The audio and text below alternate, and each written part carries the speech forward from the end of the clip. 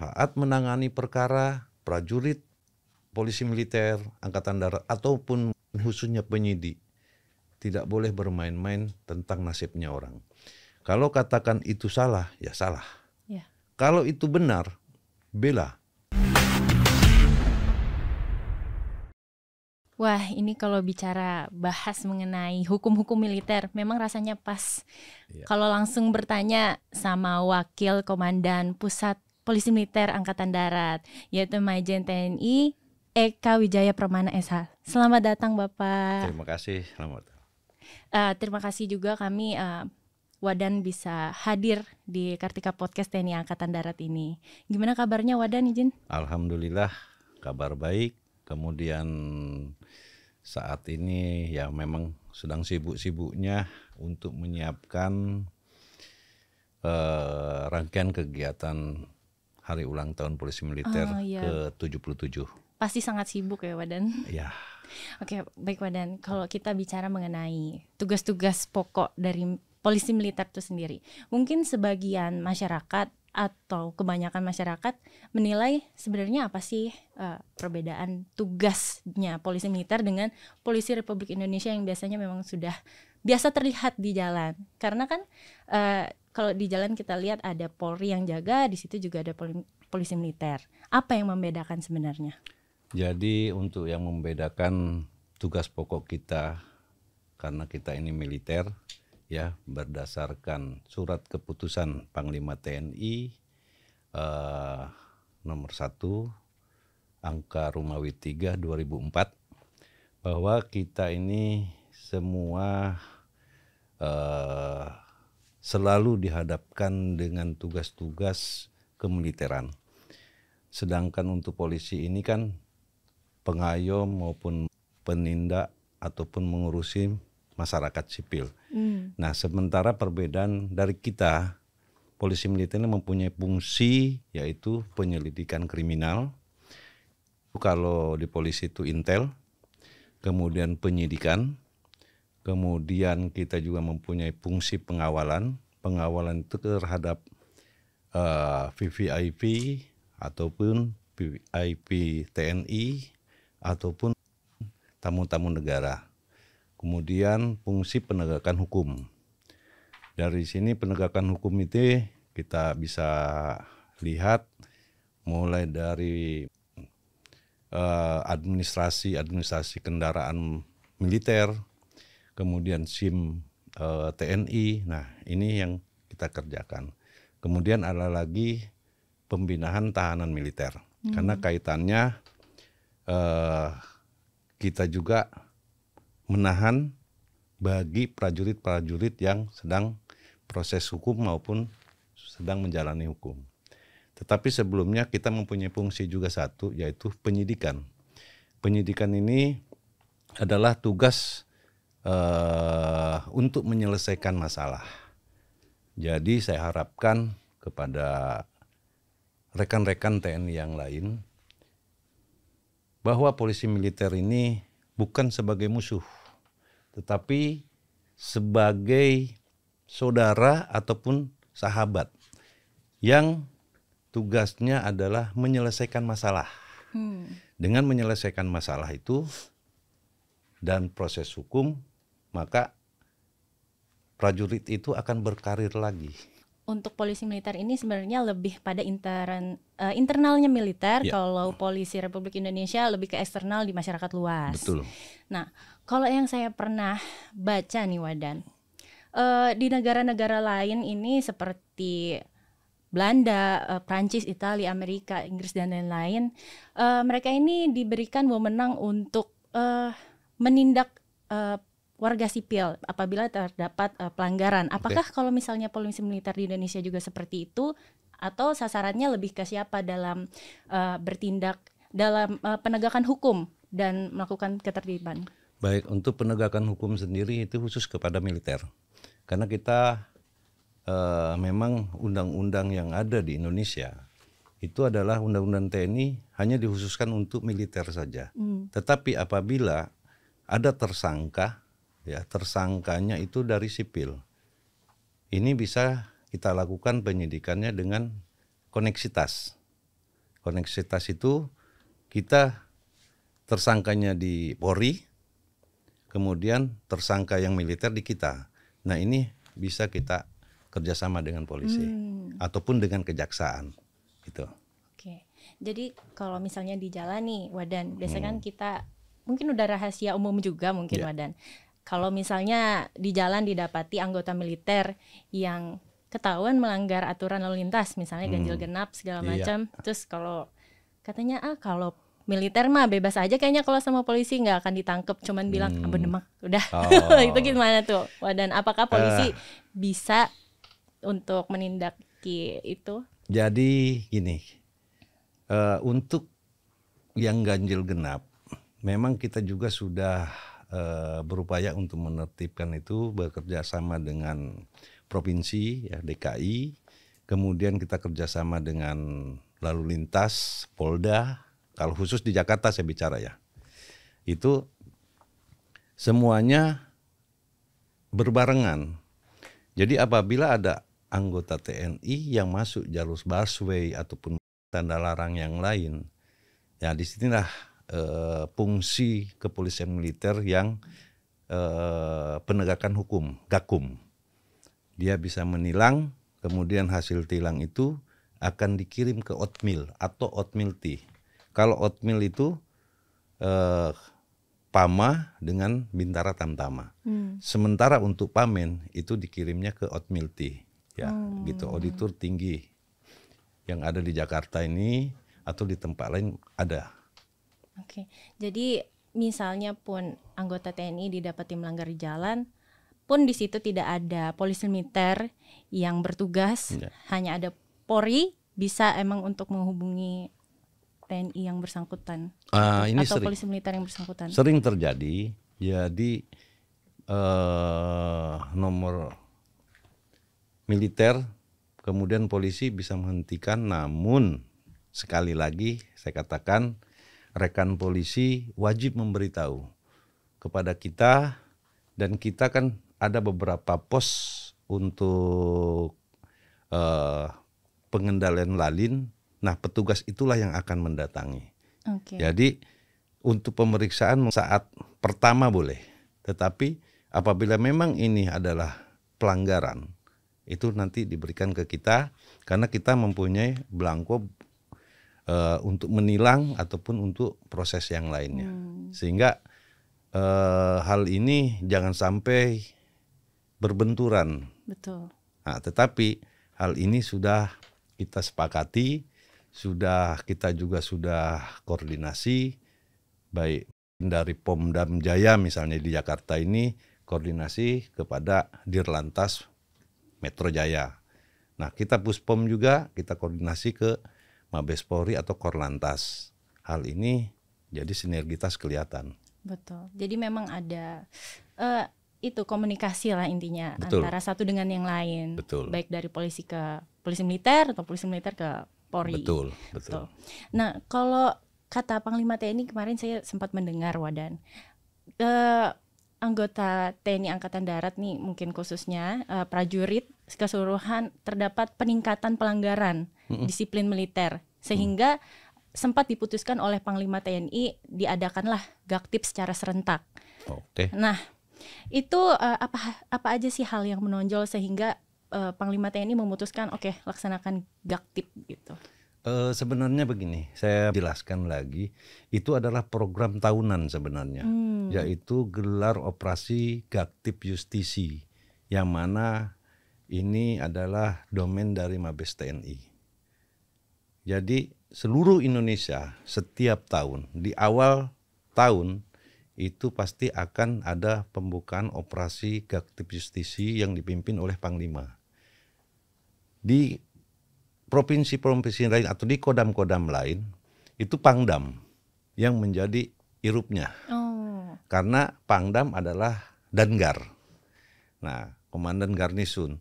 Jadi operasi ini adalah operasi sepanjang tahun, sehingga akan terlihat jumlah pelanggaran ini naik atau turun. Nah, kemudian di samping itu kita juga kan Polisi Militer Angkatan Darat di bawah Bapak Kasat mempunyai program juga yang seperti itu, di mana program ini adalah fungsi-fungsi yang ada di kami gitu ya.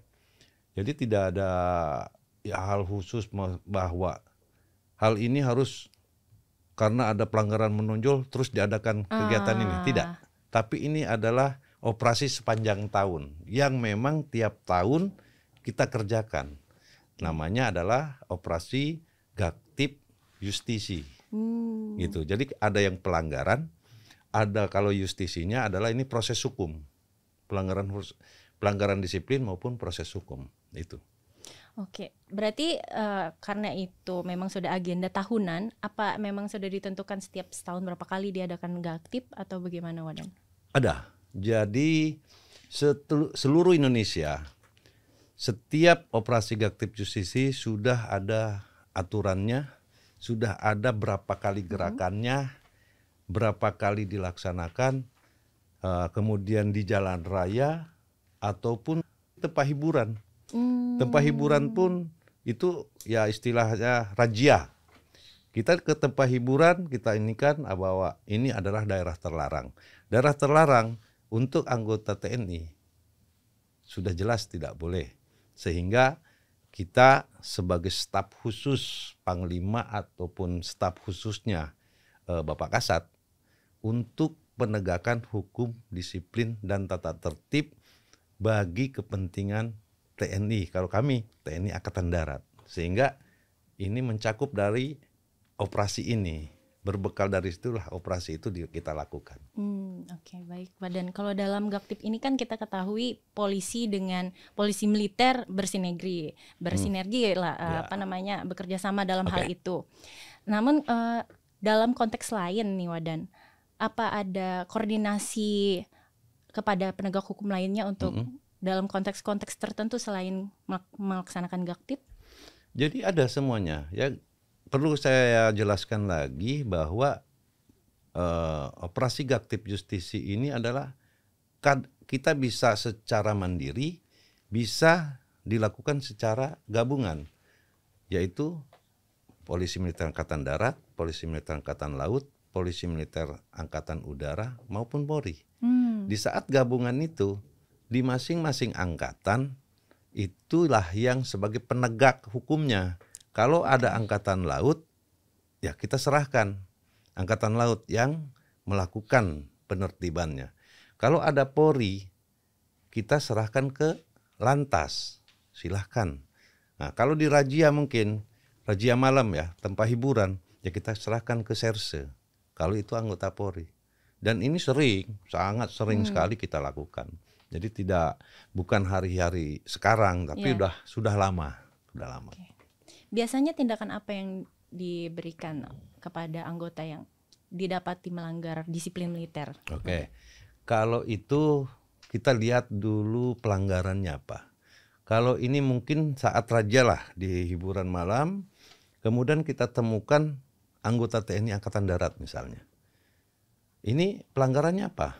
Oh, ke tempat hiburan. Ke tempat hiburan berarti kita tilang tatip.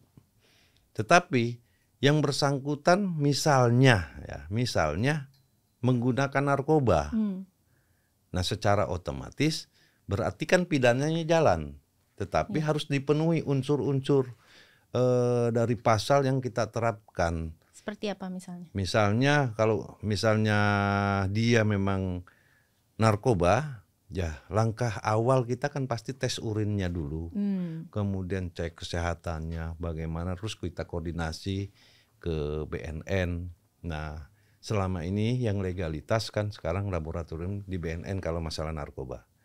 Tetapi terima kasih kepada pimpinan, termasuk Bapak Kasat juga, khususnya Bapak Kasat.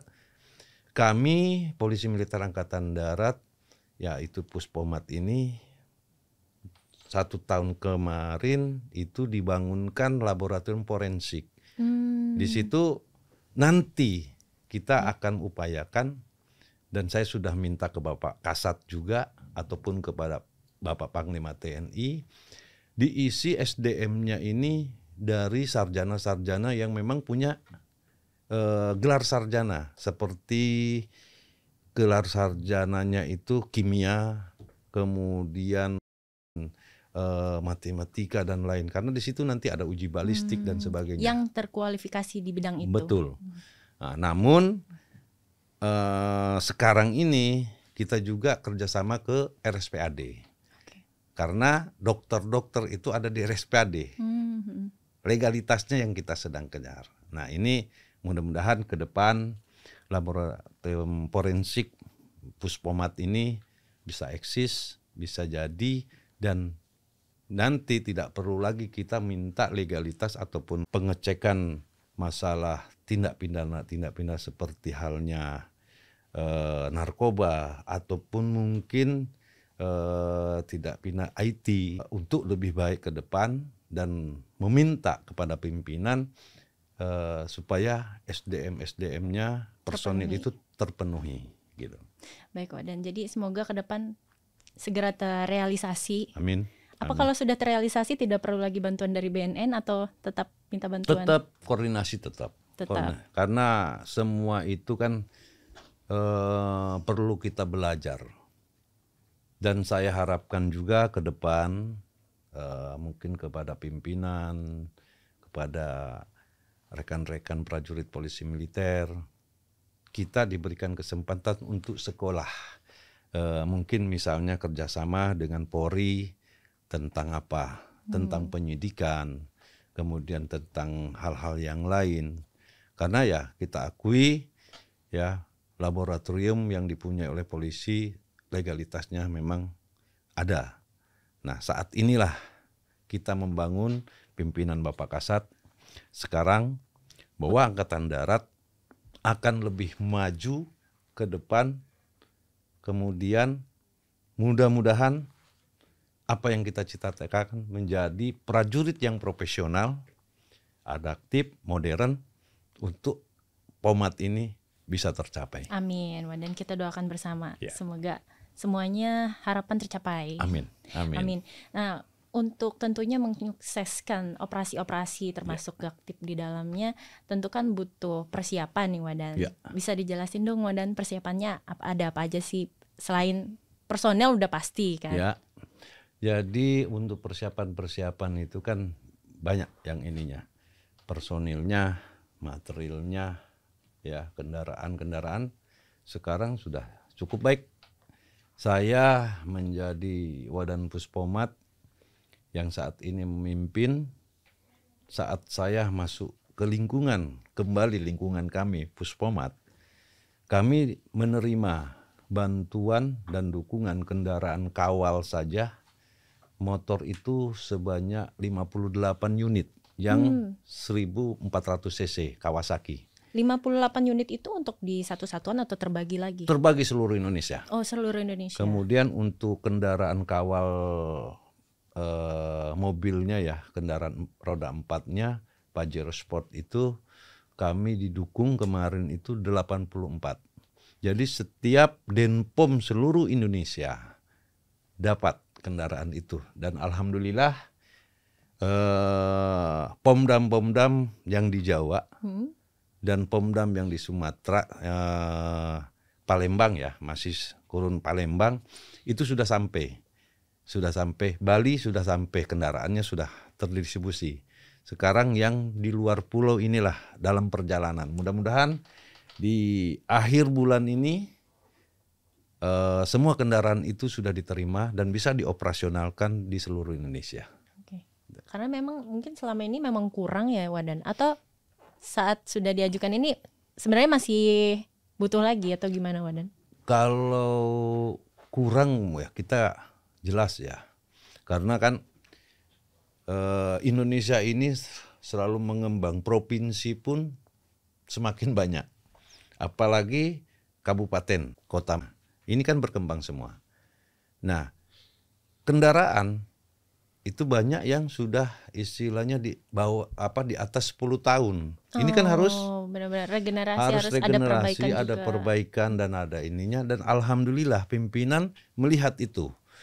Nah, dengan adanya ini kita selalu memohon, melaporkan, kemudian tunjukkan kinerja dengan baik, pimpinan melihat. Nah, ternyata kita didukung. Dan ini tidak terhenti sampai di sini, pasti akan berlanjut. Makanya saya katakan bahwa semua kegiatan wajib kita lakukan dengan baik dan profesional. Jangan bermain-main tentang nasib orang. Itu yang selalu saya tekankan. Saya tidak mau saat menangani perkara prajurit, polisi militer, angkatan darat, ataupun khususnya penyidik, tidak boleh bermain-main tentang nasibnya orang. Kalau katakan itu salah, ya salah. Ya. Kalau itu benar, bela. Makanya dari awal saya katakan kepada setiap prajurit yang ada di TNI Angkatan Darat, bahwa polisi militer adalah teman, bahwa polisi militer itu adalah saudara yang menyelesaikan masalahnya, bukan musuh, tapi yang menyelesaikan masalah. Dengan selesainya proses hukum, maka prajurit itu akan berkarir lagi, gitu. Oke, nah kalau dari tadi itu kan ada pelanggaran mengenai lalu lintas, pasti di polisi militer menghadapi banyak kasus-kasus selain itu, seperti pelanggaran-pelanggaran berat disiplin militer itu mungkin masyarakat juga kebanyakan mungkin ingin tahu dan seperti apa aja pelanggaran-pelanggaran itu. Contohnya mungkin kan kayak tadi penyalahgunaan narkoba di tempat hiburan malam, itu kan termasuk pelanggaran berat ya Wadan. Iya, betul. Nah, untuk selain itu apalagi nih Wadan? Sekarang ini kan sangat modern ya, masa sekarang medsos, kaitannya dengan undang-undang ITE. Polisi militer wajib hukumnya untuk tahu betul tentang undang-undang ITE.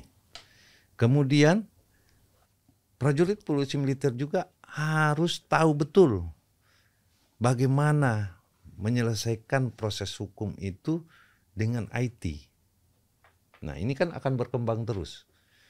Kejahatan sekarang ini kan semakin pintar.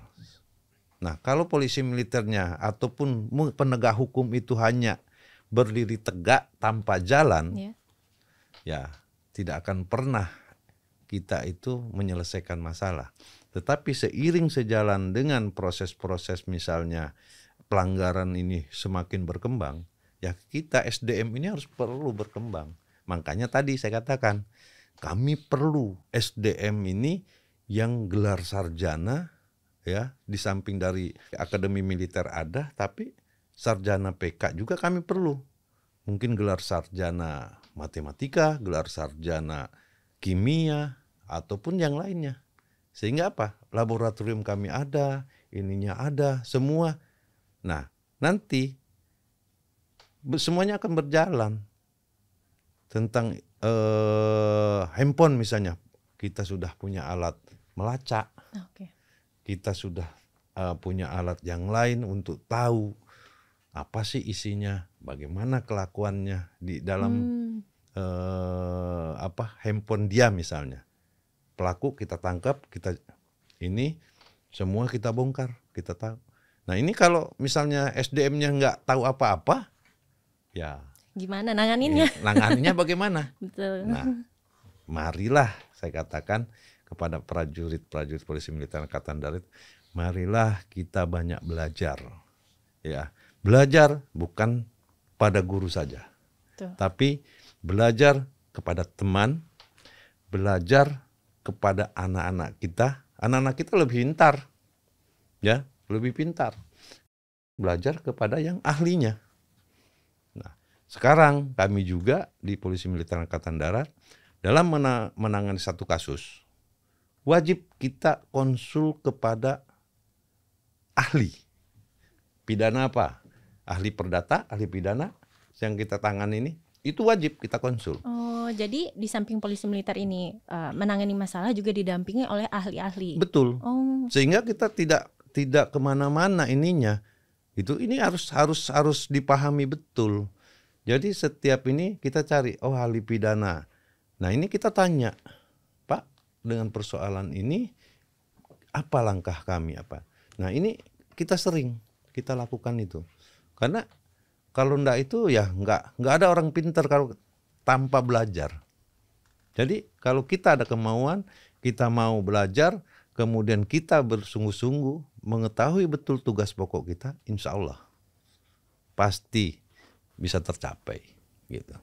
Oke Wadan, kalau dilihat dari kasusnya tadi seperti penyalahgunaan narkoba, undang-undang IT. ITE, IT, terus kan ada juga seperti disersi, insubordinasi, segala macam. Masyarakat juga mungkin apa itu disersi? Termasuk orang tua saya, apa sih Kak disersi? Apa sih Kak insubordinasi? Memang banyak yang tidak memahami itu. Nah, itu mungkin bisa dijelaskan di bagian itu, Baik. Wadan. Jadi gini, desersi ini kan akan muncul oleh satuan-satuan yang melaporkan, yaitu dari daftar pencarian orang.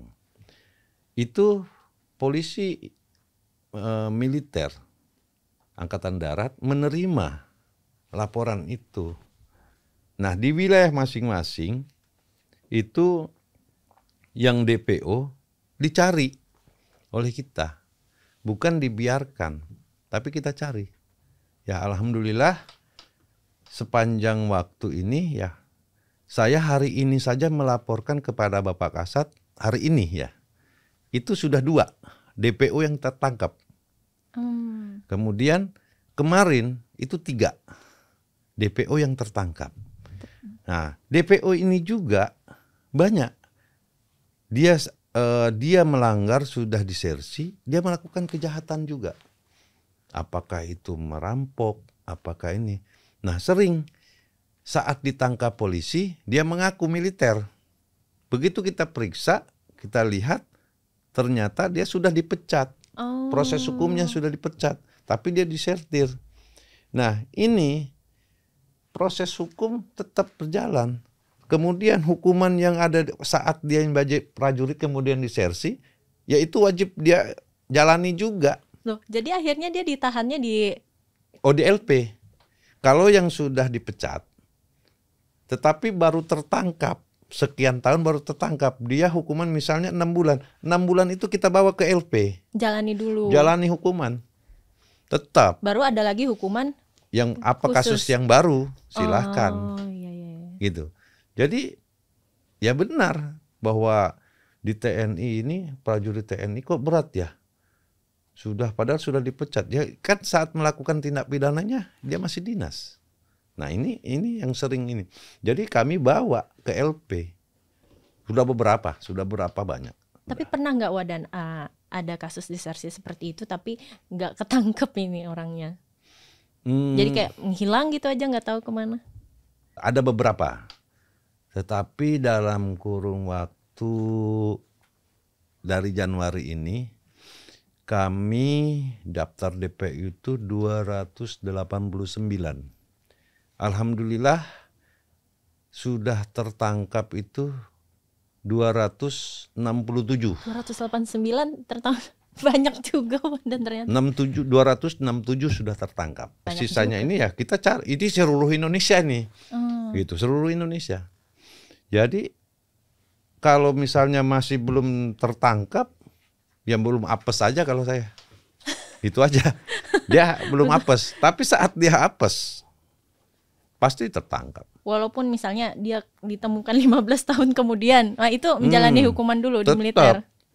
Kemarin terakhir itu sudah 6 tahun dia disersi dan tertangkap.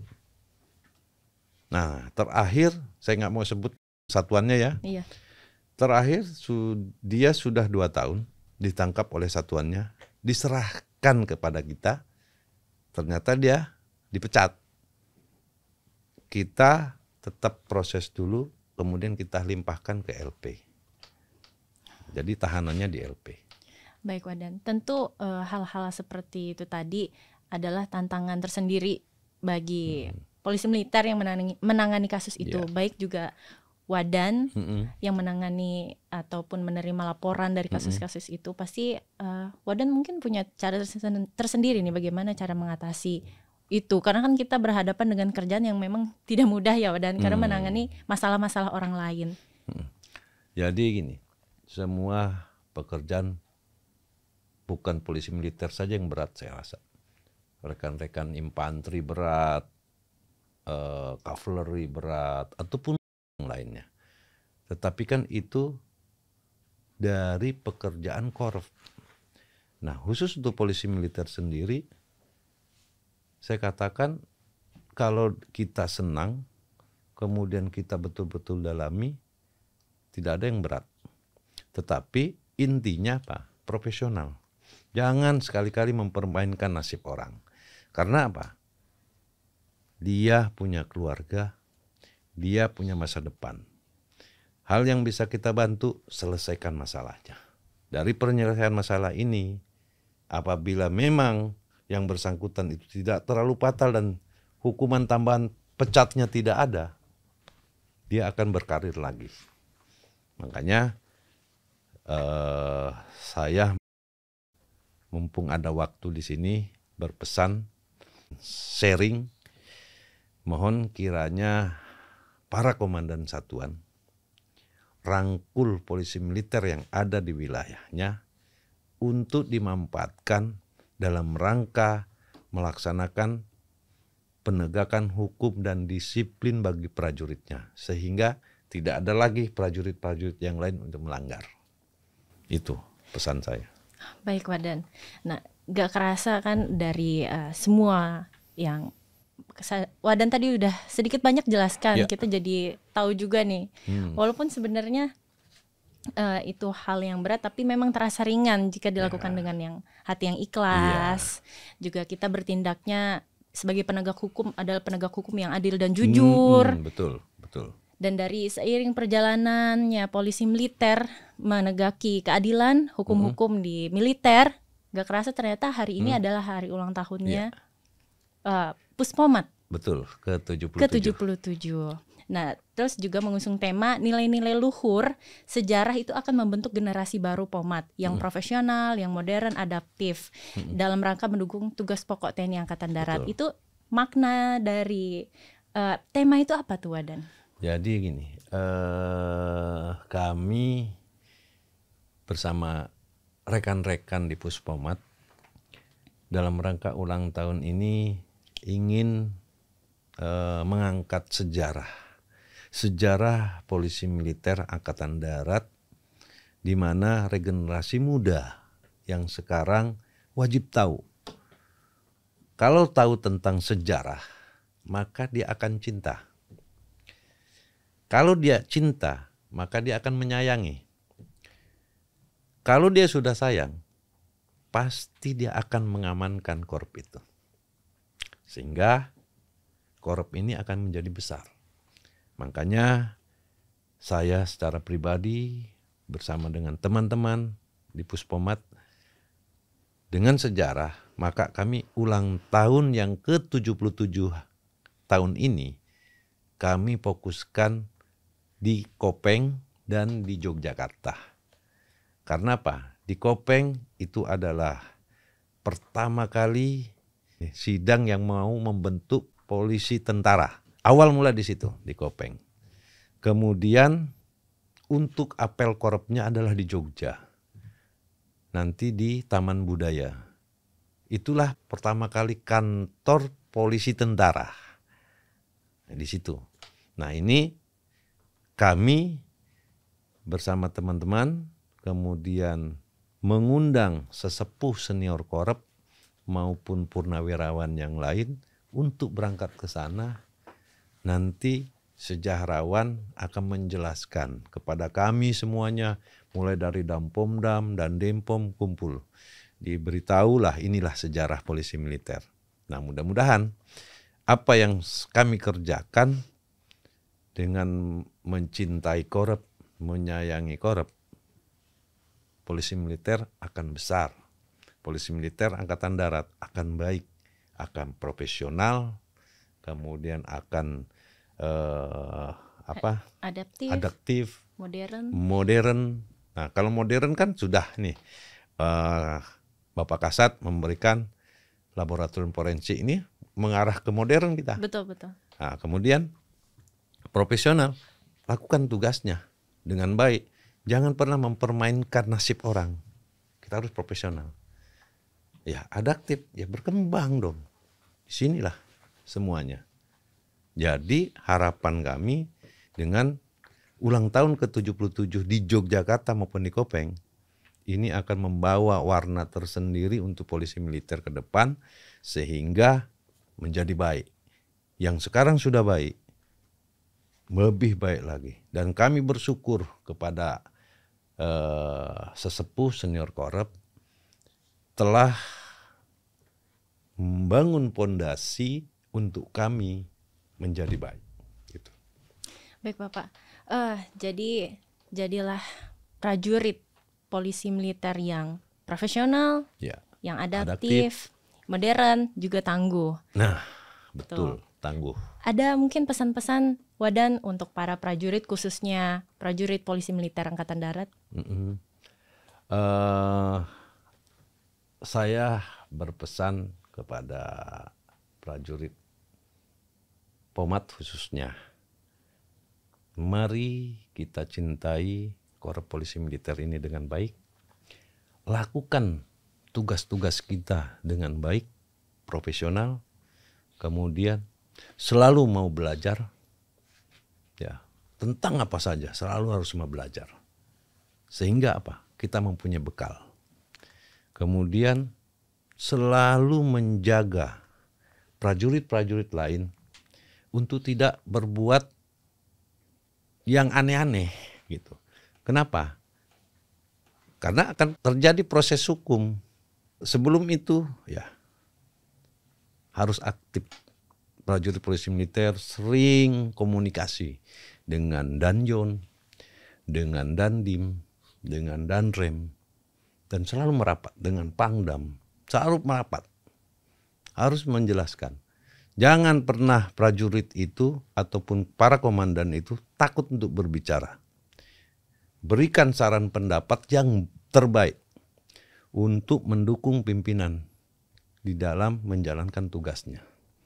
Karena saran pendapat itu wajib bawahan memberikan kepada pimpinan. Nanti pimpinan yang akan memilah-milah apakah saran itu dipakai atau tidak. Tetapi polisi militer wajib, saya katakan. Nah, ini saya selalu berikan saran pendapat saya kepada pimpinan. Sehingga pimpinan itu tidak salah dalam mengambil keputusan. Itu yang. Baik Wadan. Jadi jalani selalu komunikasi yang baik antara bawahan dan atasan. Betul. Dan saya yakin dan percaya juga Wadan bahwa di Indonesia ini terutamanya masih banyak kok penegak-penegak hukum yang jujur, Amin. yang adil. Dan seperti kata Wadan tadi, kita jangan pernah mempermainkan nasib orang lain. Karena kita percaya nggak percaya ada yang namanya hukum tabur tuai, Betul, karma segala macam. Ya. Dan selalu menjadilah yang terbaik polisi militer Angkatan Darat ke depannya. Dan semoga harapan-harapan yang tadi diucapkan oleh Wadan semuanya tercapai. Dan kita semakin maju ke depannya untuk hal-hal yang semakin modern ini, terutama dalam hal IT. Betul. Dan saya sekali lagi bersama tim Kartika Podcast TNI Angkatan Darat, sekali lagi terima kasih Wadan karena telah menyempatkan hadir ke podcast kami ini. Dan ini perbincangan yang sangat luar biasa menurut saya. Dan terutama saya pribadi sebenarnya merasa terhormat karena saya sendiri Korup PM Wadan. Walaupun keseharian saya tidak pernah menunjukkan Korup saya karena pakaian ini pakaian yang memang tidak menunjukkan identitas Korup. Ya, semoga ke depan kita selalu diberikan kesehatan, Wadan dan juga keluarga dan juga seluruh prajurit, terutama prajurit polisi militer TNI Angkatan Darat. Teruslah berkarya. Dan jangan pernah bosan, kerjakan selalu tugas-tugas dengan hati yang ikhlas. Ya. Boleh tambah satu? Boleh, Wadan silakan. Tambah satu, yaitu pegang teguh Pancadharma Korup. Pancadharma Korup itu selalu di hati setiap prajurit. Kadang saya sedih apabila ada prajurit yang nakal. Prajurit POM, saya katakan. Makanya kami selalu menyampaikan, jadilah prajurit yang Sabta Marga dan Pancadharma Korup. Kenapa? Pancadharma Korup adalah pegangan setiap prajurit polisi militer. Ya, yang pertama Pancadharma Karup itu adalah sifat kesatria. Yang kedua, sifat bijaksana. Yang ketiga, pantang mundur. Keempat, kebesaran hati. Kelima, kejujuran. Prajurit wajib jujur. Itu, terima kasih. Terima kasih Wadan. Saya sampai ikut terenyuh karena saya juga tadi sempat mau bilang jangan sampai kita jadi penegak hukum yang malah justru kita yang ditindaki oleh hukuman. Ya, betul. Karena kalau penegak hukum itu malah ditindaki oleh hukum itu sendiri, siapa yang akan menegaki hukum? Oke. Maaf, mungkin saya ini cuma saya ingin Korup ini baik ke depan, selalu menjadi bemper daripada Angkatan Darat. Selalu menjaga semuanya. Gitu. Siap. Amin Wadan. Semoga kita ke depan semakin baik, menjadi contoh bagi yang lain. Dan berkuranglah prajurit-prajurit yang nakal-nakal. Nah, itu intinya itu. Oke, Wadan, terakhir ya, semoga semua harapan yang tadi Wadan ucapkan, yang Wadan tambahkan juga termasuk dalam doa-doa, semoga juga dijabah sama Allah. Amin. Jangan pernah merasa lelah, letih dalam bertugas. Lakukanlah selalu dengan hati yang ikhlas. Dan selalu ada untuk rakyat tentunya. Karena TNI Angkatan Darat di hati rakyat.